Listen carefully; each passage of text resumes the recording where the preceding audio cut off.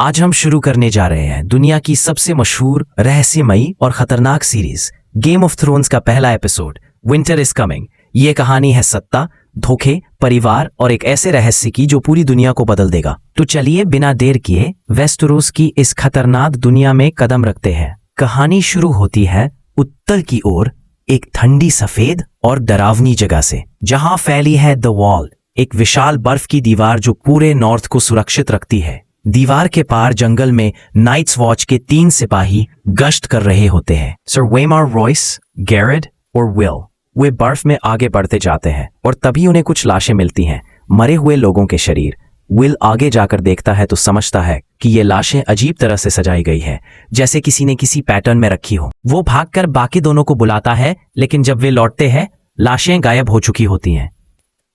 तभी अचानक जंगल में कुछ हलचल होती है, बर्फीली हवा चलती है और दूर से एक भयानक आकृति दिखाई देती है, एक व्हाइट वॉकर। उसकी आंखें नीली आग की तरह चमक रही हैं, चेहरा बर्फ जैसा सफेद और हाथ में बर्फ से बनी तलवार। वो एक एक कर नाइट्स वॉच के सैनिकों को मार डालता है। केवल विल किसी तरह जान बचाकर भागता है, दीवार पार कर जाता है, क्योंकि वो समझ चुका है कि कुछ बहुत बड़ा और पुराना खतरा वापस लौट आया है।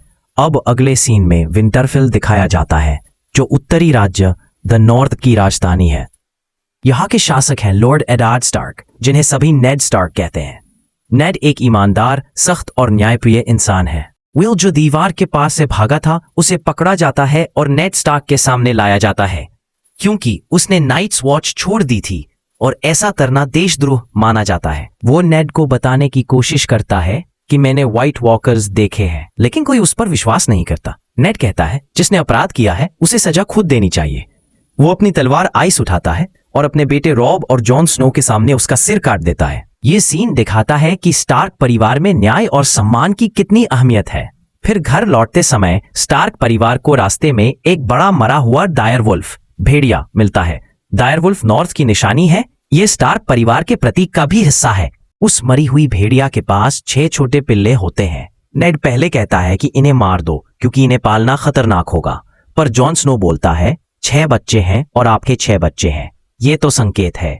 नेड मान जाता है और हर स्टार्क बच्चे को एक एक पिल्ला मिल जाता है। जॉन स्नो को बाद में एक सफेद रंग का डायर वुल्फ मिलता है, जिसका नाम वो रखता है गोस्ट। अब दृश्य बदलता है, विंटरफेल के दरवाजे खुलते हैं।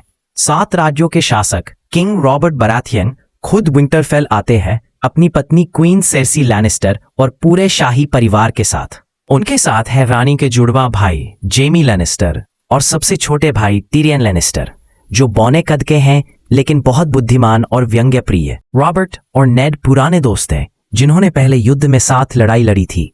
रॉबर्ट नेड की कब्र में मौजूद बहन लियाना को याद करता है, जिससे वो प्यार करता था लेकिन जो मर चुकी है। रॉबर्ट नेड से कहता है, मुझे तुम्हारी जरूरत है नेड, मेरे हैंड ऑफ द किंग बनो, यानी राजा का सबसे करीबी सलाहकार और दोस्त।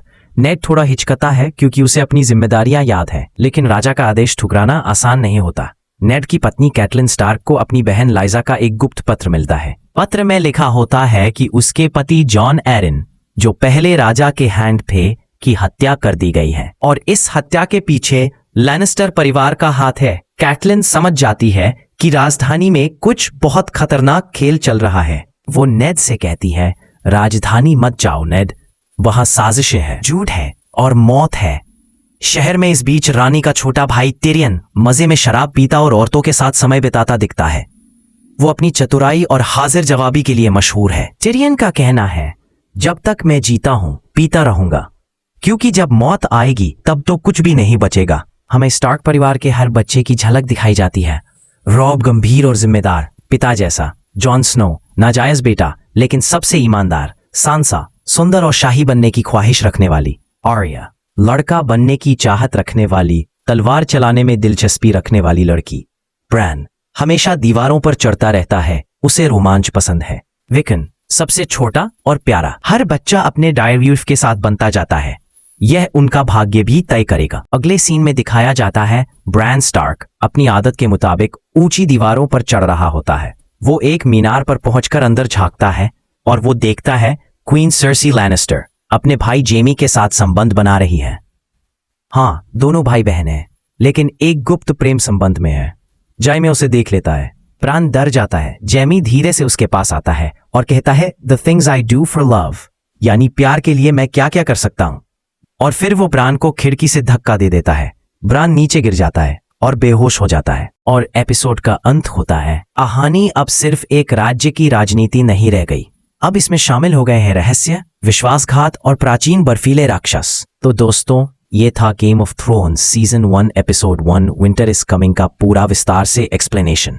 इस एपिसोड ने हमें 3 बड़ी बातें सिखाएं। पहली, न्याय के बिना शांति नहीं होती। दूसरी, साजिशें हर जगह हैं।